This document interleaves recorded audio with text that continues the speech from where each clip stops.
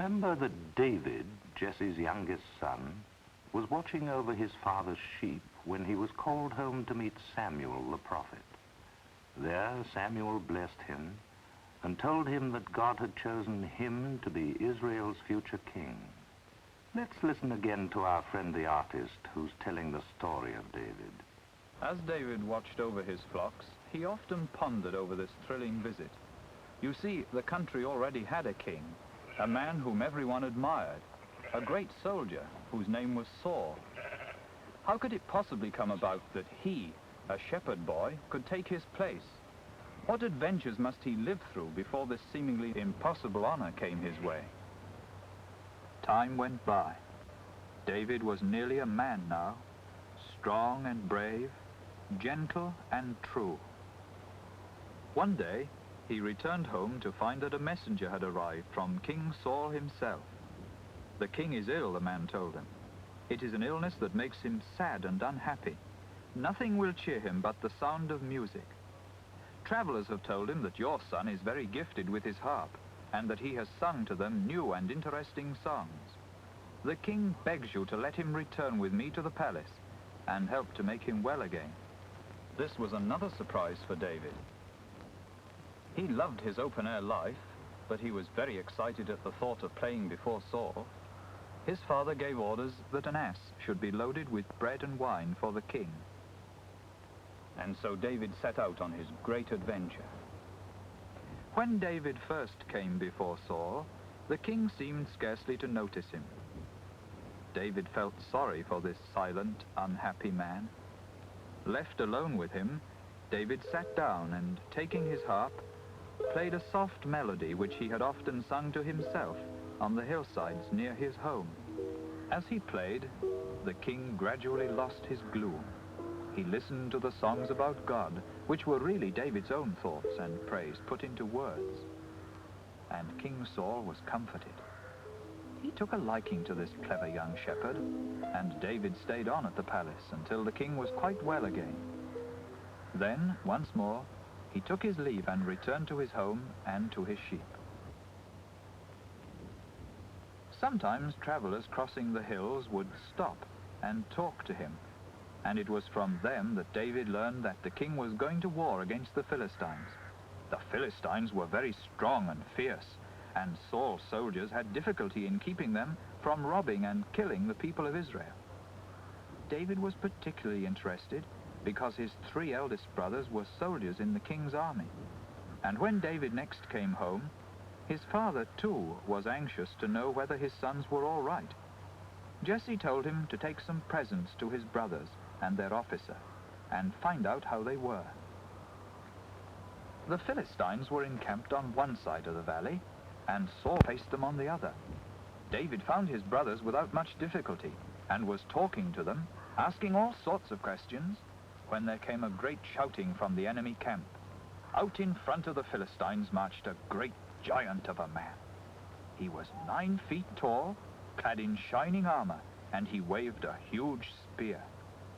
With a roaring voice he shouted, "Who dares to fight with me? If any Israelite can kill me, then all the Philistines will surrender and become servants of the people of Israel." David looked round, thrilled and excited to see who would answer.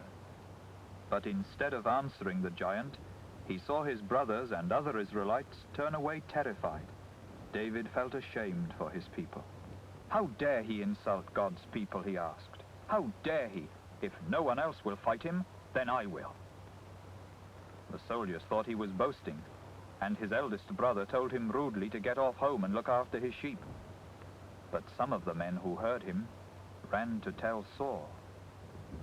Saul sent for David, and David said, "Let no man's heart fail him because of this giant.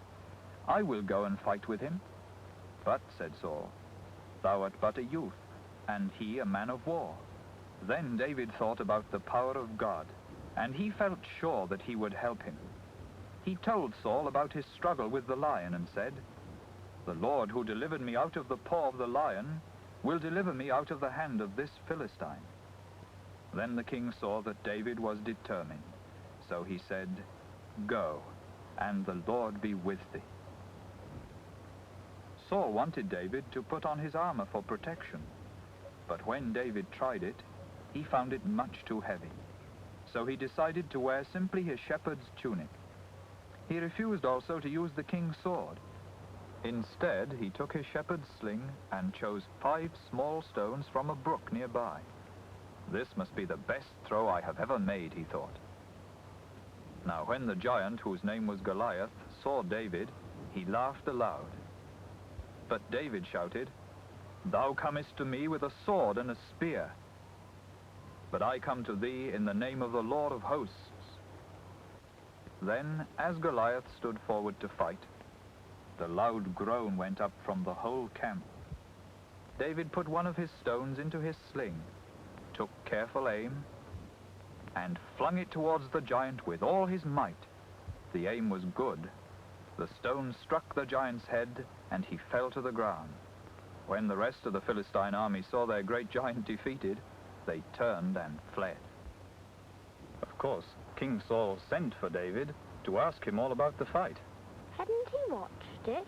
Yes, I expect he had, but he wanted to thank him and to congratulate him on his tremendous courage. With them was a young man named Jonathan. He was Saul's son and was just about the same age as David. He listened eagerly to all that David had to say. Then David and Jonathan looked at each other. Suddenly, Jonathan felt sure that David was the best and truest and nicest man he had ever met, and David felt just the same about Jonathan. The 2 young men went off together. They promised each other that they would always be true and faithful friends all their lives. David was only a simple shepherd with no fine clothes or money, and Jonathan was the king's son, possessing all sorts of things. But they each shared what they had. Jonathan shared his clothes and his sword and his bows and arrows, and David shared his harp with Jonathan and told him about God's love and care and power, and taught him some of the songs he had made. They saw a great deal of each other because, after the battle with the giant, David stayed at the king's palace. Saul made him leader of his armies, and he married one of the young princesses. The war with the Philistines broke out again, and there were many more battles, and always David led Saul's men to victory. Very soon, the people of Israel looked upon David as a great hero, and would cheer him loudly as he rode through the streets. Indeed, they admired David more than they admired Saul. This made the king angry. Then, instead of asking God to help him cast out these angry feelings from his heart, Saul let them grow. One day, when David was playing to him, a dreadful thought came into his mind. Beside him stood a javelin. Without warning, he clutched the weapon and hurled it at the young man. Something made David look up. He moved swiftly, only just escaping with his life. Even after this, David did not allow himself to feel hatred towards the king. The Bible says that David went on and behaved himself very wisely towards Saul.